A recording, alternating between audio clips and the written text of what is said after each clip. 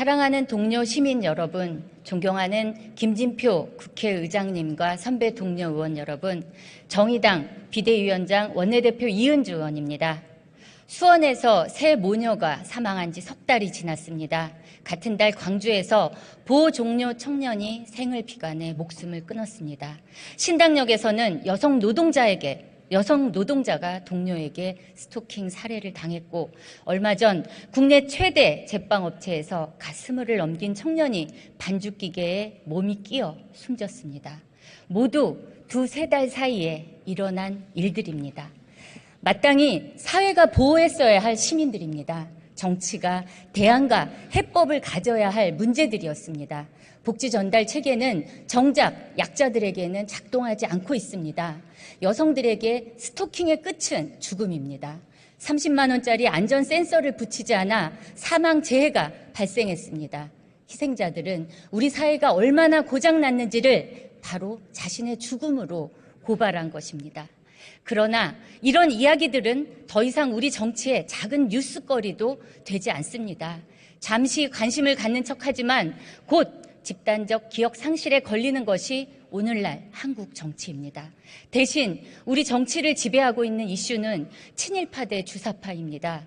제1야당 대표가 앞장서 일본과의 군사 협력을 친일 국방이라 말씀하고 대통령이 직접 주사파 논쟁에 뛰어들었습니다. 저는 묻습니다. 친일파와 주사파가 과연 현존하는 위협입니까? 친일 국방 논란은 지난 정권의 축창가처럼 외교 안보 현안을 국내 정치에 이용하려는 욕망에서 시작된 것입니다. 한일 방위 협력은 윤석열 정부의 독자적 작품이 아니라 이미 역대 정권에서 조금씩 확대되어 왔습니다. 체제 경쟁은 진작에 끝났고 북한 체제를 대한민국에 이식하려는 집단을 시민은 결코 용납하지 않습니다. 주사파는 오직 우파 유튜버와 김문수 경제사회노동위원회 위원장 같은 집단에서만 존재하는 위협, 아니 망상일 뿐입니다. 정치가 가상의 공포를 앞세운 사이 복지체계의 공백, 직장 내 성폭력, 산업재해와 같은 우리 삶에 현존하는 위협은 무시되고 있습니다. 적대적 정치는 정치의 힘을 가장 필요로 하는 힘없는 약자들에게서 공공정책이 자신의 삶을 개선시킬 수 있다는 기대를 빼앗고 있습니다. 적대적 정치는 사회의 평화를 부수고 시민들이 서로를 향해 고함치고 화내도록 만들고 있습니다. 자기 진영의 최대 결집을 위해 공동체의 안녕을 파괴하는 이런 정치는 나쁜 정치입니다. 아니, 정치도 아닙니다. 정치의 정상화, 정치의 부활이 절실합니다. 민주화 이후 거듭되는 정치의 실패를 극복하지 않고는 불평등과 기후위기, 차별과 혐오 같은 우리 삶과 지구 공동체에 대한 위협을 해결할 수 없습니다. 경제 지표의 성장은 이렇지만 사회는 저성장하고 국가는 풍요롭지만 시민의 가난한 상황을 극복할 힘은 오로지 정치에서 나옵니다. 지금은 나쁜 정치이지만 그렇기에 우리 사회의 다른 영역보다 더 나아질 여지가 있다고 저는 믿고 있습니다. 적대적 정치를 끝내기 위해 정부, 여당, 그리고 제1야당에게 진심으로 말씀드리고자 합니다. 첫째, 대통령은 반민주적 의회 모독을 결자 해제해야 합니다. 저는 문재인 대통령은 김일성주의자라는 김문수 경사노위 위원장의 발언을 바로 눈앞에서 들었습니다. 믿을 수가 없었습니다. 그러나 그 망언보다 더 심각했던 것은 주사파는 협치의 대상이 아니라는 윤석열 대통령의 발언입니다. 전직 대통령이 김일성주의자고 야당 의원도 마찬가지라는 의회와 정치를 모독하는 망언에 대통령은 정당성을 부여했습니다. 그 해악은 김문수 위원장보다 더 큽니다. 방미 문제도 마찬가지입니다. 욕설의 대상이 바이든 대통령이 아니라 국회라면 정말 아무런 문제가 안 되는 겁니까? 대통령 없는 민주주의는 있어도 의회 없는 민주주의는 지구상에 존재하지 않습니다. 윤 대통령의 의회에 대한 적대감은 이전 정부들과 한치도 다르지 않습니다. 대통령이 직접 해결하십시오. 김문수 위원장 같은 극렬 인사를 사퇴시키고 자신의 실언에 대해 사과해야 합니다. 그래야 의회에서 여야 대화 복원의 계기가 마련될 수 있습니다. 총선까지 아직도 2년이 남았고 이 내전 상태를 끌고 간다면 정부 실패는 예견돼 있다는 것을 명심하십시오. 둘째, 사정기관을 앞세운 통치를 중단해야 합니다. 내 사전에 정치 보복은 없다던 대통령의 공약은 결국 식언이 됐습니다. 검찰은 제1야당 대표를 정조준하고 있으며 감사원은 전임 정부의 강요 전체를 감옥에 보낼 태세입니다. 잘못했다면 처벌할 수 있어야 합니다. 하지만 통치자에게 주어진 그 무서운 권한은 마땅히 절제라는 덕목 속에 행사되어야 합니다. 정치적 반대파에 대한 무자비한 사정은 단 한 번도 통치의 성공을 가져온 바 없습니다. 심지어 자신을 죽이려고 했던 이들마저 용서한 고 김대중 전 대통령이 왜 지금까지 성공한 대통령으로 기억되겠습니까? 그러나 윤석열 정부의 사정 통치는 선을 넘어도 한참 넘었습니다. 독립적 기관인 감사원은 어느새 대통령실에 문자를 보내고 직보를 하는 기관으로 전락했습니다. 내부 절차를 어긴 감사는 물론이며 탈원전에 이어 소득 주도 성장까지 전임 정부의 정책 전체를 범죄화하려는 욕망에 빠져 있습니다.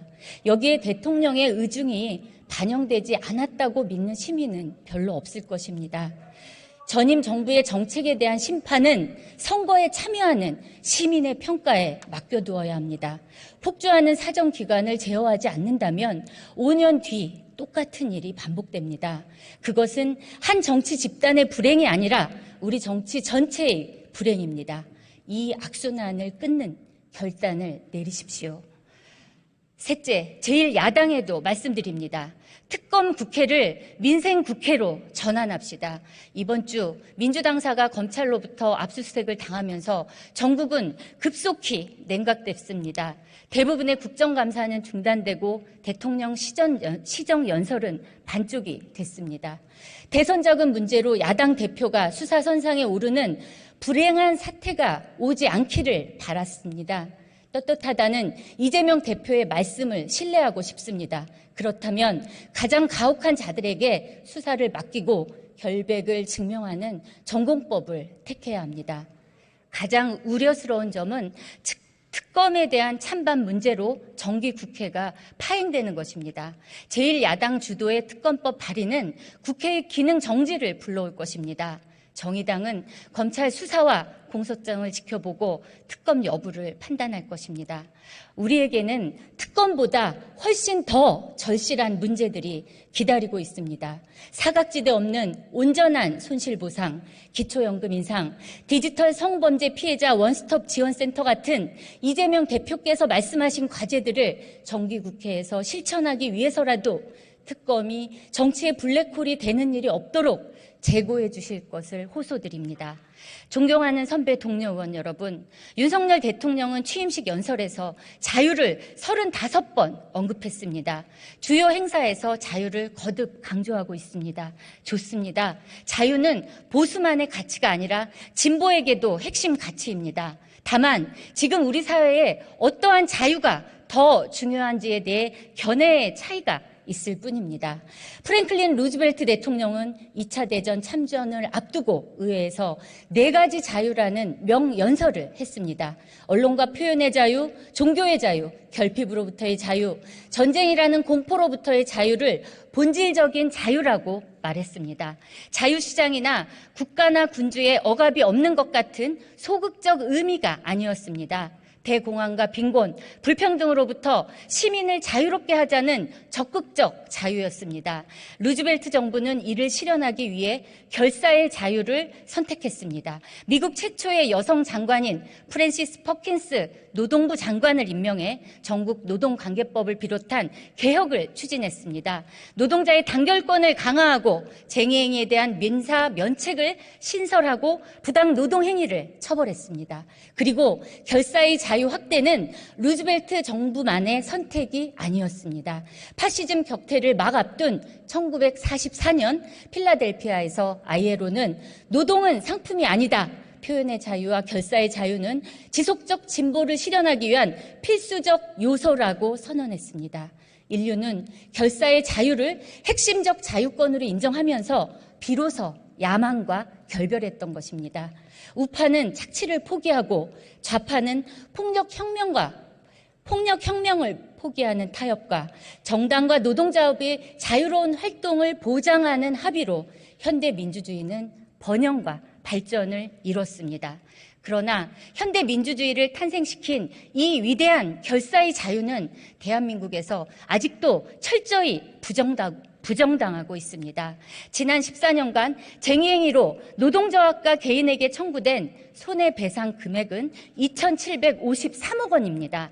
최근 대우조선 하청 노동자에 대한 470억 원 손배처럼 몇십 년, 아니 몇백 년이 지나도 갚지 못할 금액이 청구되고 있습니다. 쌍용 자동차 노동자의 희생이 입증했듯 그 고통은 죽기 전에는 결코 끝나지 않습니다. 사용자 측의 손배소 취하는 노조 탈퇴, 희망퇴직, 근로자 직위 확인 소송 철회 같은 부당 노동 행위로 이어져 우리 헌법 33조의 노동 3권을 부정하는 거래가 되었습니다. 노란봉투법은 손배 노동자가 불쌍해서 연민하기 위해 만든 법이 결코 아닙니다. 헌법상의 기본권이며 인류가 이룩한 결사의 자유를 보호하기 위한 법입니다. 하지만 벌써부터 대통령 거부권이 이야기되고 있습니다. 분명히 말씀드립니다. 노란봉투법에 대한 거부는 자유에 대한 거부입니다. 거부권 행사는 대한민국을 영원히 자유의 사각지대이자 반문명 국가로 남겨두게 될 것입니다. 정의당은 이번 정기국회를 노란봉투법을 입법하는 옐로우 윈터로 만들 것입니다. 당원들은 거리에서 시민들과 캠페인을 펼칠 것입니다. 의원단은 국회에서 온 힘을 다해 노란봉투법의 필요성을 동료 의원 여러분과 논쟁하고 토론해 합의점을 만들 것입니다. 이번 정기국회를 결사의 자유라는 우리 헌법의 약속을 실현하는 국회로 함께 만듭시다. 존경하는 선배 동료 의원 여러분, 고금리, 고물가, 고유가와 지정학적 위기가 복합된 위기로 약자의 삶이 위험에 처해 있습니다.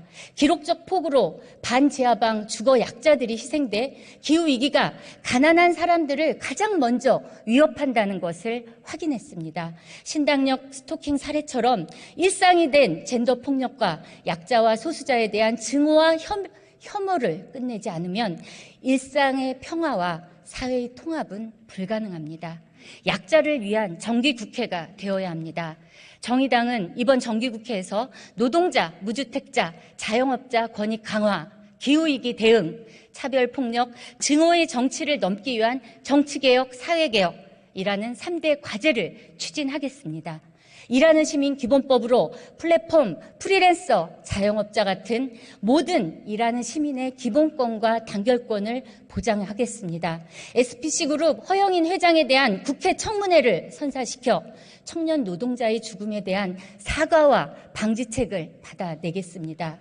CEO 처벌 조항 삭제 등으로 윤석열 정부가 사실상 중대재해법을 폐지하려는 시도를 단호히 막겠습니다. 반지하 비극을 막기 위해 주거복지를 강화하는 주거기본법과 주거급여법을 개정하고 다중채무자와 같은 금융약자를 위한 정책 금융을 확대하며 개인회생 파산 제도는 정비하겠습니다. 쌀 생산에 들어가는 주요 농자재 비용과 인건비가 천정부지로 올라 농사를 열심히 지으면 지을수록 손해가 커지고 있습니다. 자동시장 격리를 의무화하고 시장 격리 시 역공매를 금지하는 방향으로 양곡관리법을 개정하고 농민의 노동이 합당한 대우를 받을 수 있도록 해야 합니다. 정부의 온실가스 감축 인지 예산과 일자리 전환 사업을 철저히 점검하고 기후위기 대응을 위한 정의로운 일자리 전환 기본법을 추진하겠습니다. 정의로운 전환의 비용을 마련할 탄소세를 도입하고 배달라이더 전기 이륜차 지원 강화 등 일상에서 탄소 배출을 줄이기 위한 정책도 빼놓지 않을 것입니다. 피해자 신변 보호 등 스토킹 처벌법을 개정하겠습니다. 저항이 불가능한 폭행이나 협박이 있어야만 강간이라는 최협의설에 갇혀 성폭력 피해자를 보호하지 못하고 있는 형법의 강간죄를 개정하고 비동의 강간죄를 도입하겠습니다. 차별금지법으로 사회 곳곳에서 벌어지는 차별과 혐오를 막고 모든 시민이 존엄한 사회를 만들겠습니다. 윤석열 정부의 2023년 예산은 건전 예산이 아닙니다. 공공축소, 민자 퍼주기 예산입니다. 재정 건전성에 대한 우려보다 재정의 역할을 축소하고 시장으로 기능을 이전하려는 불건전한 의도가 다분합니다. 또한 이번 예산은 부자 감세, 민생 삭감 예산입니다. 법인세 인하, 가업 상속 공제 기준 완화로 부의 대물림을 안정적으로 보장했습니다. 부자 감세안을 밀어붙인다면 그 결과는 최근 영국과 같은 파국이 될 것입니다. 부자 감세는 지방교부세 교부액을 감소시켜 지방재정 또한 어려움을 겪게 될 것입니다. 약자 복지를 강조했지만 사회안전망 구축과 사회적 약자 보호에 각각 31조 6천억과 26조 6천억을 편성해 전년보다 4조 2천억, 3조 4천억만 증액됐습니다. 사실상 자연 증액분 수준으로 생색이나 다름없습니다. 기후인지 예산은 10조 원 정도로 유엔이 제시한 기후예산 GDP 2% 40조 원의 4분의 1 수준이며 대한민국을 영원히 기후 악당 국가로 남게 할 것입니다. 정부의 예산안을 결코 이대로 통과시킬 수 없다는 것이 정의당의 입장입니다. 향후 예산 심의 과정에서 문제점을 철저히 따져 묻고 약자를 위한 공공의 기능을 복원하고 기후위기 극복을 위한 예산을 회복시킬 것을 약속드립니다. 사랑하는 동료 시민 여러분, 정의당은 내일 7기 대표단 선출을 완료하고 5개월간의 비상대책위원회도 막을 내립니다. 저도 이제 원내대표로 돌아갑니다. 그간 정의당 10년 평가위원회를 통해 당의 노선과 조직, 재정, 총선 전략을 진단했습니다. 리더십 강화를 위해 당대표 중심의 단일 지도 체제로 개편하고 노선과 정체성에 대한 전면 혁신을 결의한 재창단 방침이 당대에서 확정됐습니다. 일하는 사람들과 약자들의 삶 속에서 정의당의 새로운 노선을 찾기 위해 노력했습니다. 발달장애인 가족의 참세를 끝내기 위한 활동 지원 서비스와 다양한 지원 체계를 약속드렸습니다. 배달 라이더 노동자들의 안전 배달과 노동권 보장을 위한 TF를 함께 구성해 논의를 이어오고 있습니다. 대우조선 하청 노동자들의 투쟁에 함께한 과정은 정의당의 존재 이유와 가능성을 확인한 과정이었습니다. 국정감사가 진행되고 다른 정치 이슈들로 인해 이번 정의당의 당직 선거는 크게 부각되지는 못했습니다. 하지만 동일 노동, 동일 임금을 위한 임금체계 논쟁을 비롯해서 양대 정당에서도 해보지 못한 당내 토론이 치열하게 펼쳐졌습니다. 혼돈의 정치 노선을 정비하면서도 새로운 연합정치의 원칙을 찾기 위한 사려 깊은 논의도 있었습니다. 무엇보다 아직까지 진보 정치의 가능성을 신뢰하는 당원들과 지지자들의 마음을 확인할 수 있는 시간들이었습니다. 물론 정의당의 위기를 극복하고 혁신을 완수했다고 말씀드릴 수 있는 단계는 아닙니다. 내일 선출되는 신임 지도부와 함께 저 또한 지도부의 일원으로서 정의당을 다시 일으켜 세우기 위한 노력을 계속하겠습니다. 진보 정치를 가장 필요로 하지만 정의당을 아직 경험하지도 알지도 못하는 분들에게 향하겠습니다. 그럴 때 진보 정치의 가능성은 현실이 되고 정의당은 거대 양당의 대안이 될 수 있을 것입니다. 정의당의 앞길에 많은 격려와 관심을 부탁드립니다. 감사합니다.